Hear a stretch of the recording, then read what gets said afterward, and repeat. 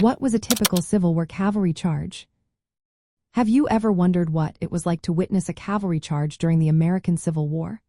Picture hundreds of soldiers on horseback, charging toward the enemy with a mix of speed and determination.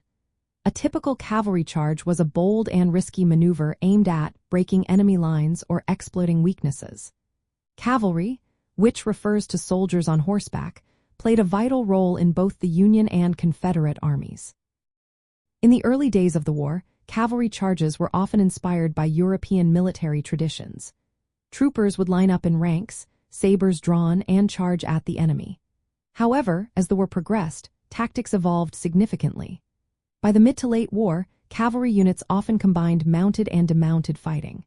This meant that while some soldiers charged on horseback, others would dismount to engage in combat on foot, using carbines or repeating rifles. Before a charge, cavalry typically formed in lines or columns. The classic formation was to ranks, but single-rank lines became more common later on. The goal during a charge was to close the gap to the enemy quickly, relying on speed and surprise. Weapons used included sabers, pistols, and sometimes carbines. The sight of a mass of charging horsemen could have a powerful psychological effect, especially if the enemy was caught off guard. However, disciplined infantry with fixed bayonets could usually repel a cavalry charge. Horses were often hesitant to charge into a solid line of bayonets. This reality meant that cavalry commanders had to be selective about when and where to launch a charge.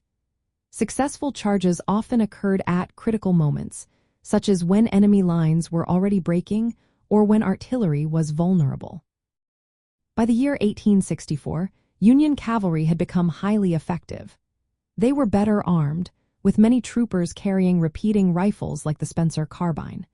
Their officers were experienced in coordinating large-scale mounted attacks. In several late war battles, Union cavalry charges played a decisive role in routing Confederate forces, especially when timed perfectly. In practical terms, a typical cavalry charge involved rapid movement, loud shouts, and the sight of hundreds of horsemen charging toward the enemy. The charge was usually brief and intense. The cavalry either broke through the enemy line or, if unsuccessful, quickly retreated to avoid heavy losses. After a charge, cavalry units might pursue retreating enemies or regroup for another attack. Cavalry charges were risky and required careful planning.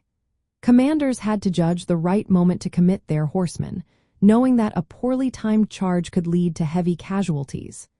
Despite the risks, when executed well, a cavalry charge could change the course of battle, especially in the fast-moving conditions of the Civil War.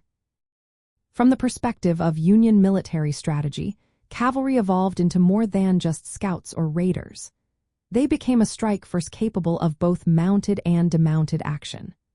This flexibility allowed Union cavalry to play a major role in decisive battles, supporting infantry and artillery, and often delivering the final blow to a retreating enemy. A typical Civil War cavalry charge was a carefully timed, high-speed attack by mounted soldiers, designed to exploit enemy weaknesses and create chaos.